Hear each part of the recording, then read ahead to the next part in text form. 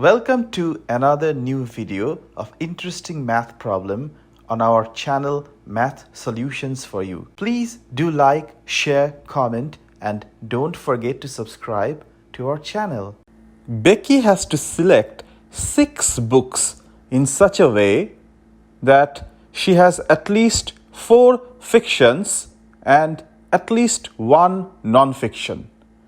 If there are a total of 12 different books to choose from, 6 of them being fiction and the rest being non-fiction, how many different selections can Becky make? So this problem is from the topic of permutations and combinations, and again talking from the perspective of problems that appear in standardized tests like GRE or GMAT. This is definitely on the harder side of those problems. But it's not very difficult to actually solve this, provided that we follow a very step-by-step systematic manner. So first of all, we start with how many fiction and non-fiction books are there to choose from. So there are 6 fiction books, so we write 6F for the 6 fiction, and then there are 6 non-fiction books, so that's 6NF, right? And Becky has to make her choice from these 12 books. But remember, they're categorized 6 fiction and 6 non-fiction. And then she just cannot go about choosing any number of books she likes. So there's a criteria which she has to follow in order to make her choice. And that criteria is basically stated as at least 4 fiction books and at least 1 non-fiction book. So what are the different numbers of books then that Becky can choose from each category? So remember, she has to choose a total of 6 books, right?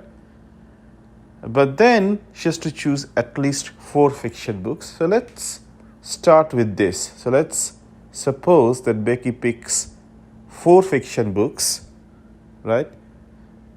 And then in order to make sure that the total number of books chosen is 6, he has to choose 2 from the non-fiction category. And if this is her breakdown in terms of the number of fiction and non-fiction books, we just check whether this satisfies the criteria she must follow, which is at least 4 fiction. So she has 4 fiction books here, so that's satisfied. And then at least 1 non-fiction. So she has got 2 non-fiction books. So both of these criteria are met. So that's good. So that's taken care of. And now we have to find out in how many ways can Becky choose 4 out of 6 fiction books and 2 out of 6 non-fiction books. And that is very simple actually in terms of combination. This will be 6C4 multiplied by 6C2. So 6 fiction books in all, and out of those 6 she's choosing 4, so that's 6C4. And then there are 6 non-fiction books and she's choosing 2, so that's 6C2, right? So it's 6C4 multiplied by 6C2. And in this context, it's useful to remember what the formula for a combination is. So combination of n things taken r at a time, NCR, is basically factorial n, and then in the denominator we have factorial r multiplied by factorial of n minus r. And if we apply that formula, we can evaluate what 6C4 and what 6C2 is. This is what it comes to. So factorial 6 divided by factorial 4 multiplied by factorial 2 for 6C4, and then for 6C2 it's factorial 6 divided by factorial 2 multiplied by factorial 4 in the denominator. So essentially these quantities are the same, right? And each of these terms comes to 15 if you do the math. It's actually very simple to do that. And this essentially comes to 15 multiplied by 15, which comes to 225. Well, there could be, at least one more choice that Becky can make in terms of the breakdown of the number of fiction and non-fiction. And that would be going with 5 fiction books and 1 non-fiction book. And again, we check this breakdown of the numbers of fiction and non-fiction against the criteria, whether this satisfies at least 4 fiction.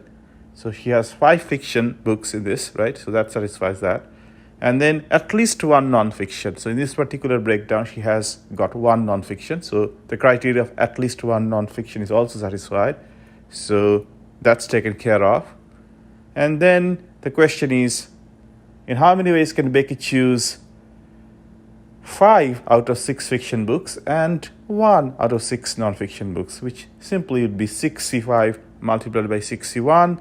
And again, if you evaluate these two quantities are going to be equal to 6. Each of them are equal to be 6. So it's basically 6 multiplied by 6, which gives us 36. So are there any other numbers of fiction and non-fiction books that Becky can pick? Meaning, is there any other breakdown of number of fiction and non-fiction that Becky can choose? Well, if she goes with 6 fiction and 0 non-fiction, then she violates the criteria or the requirement of having at least 1 non-fiction. So this pretty much is the entire distribution of fiction versus non-fiction books that Becky can pick in order to satisfy the criteria she has, which is basically at least 4 fiction and at least 1 non-fiction.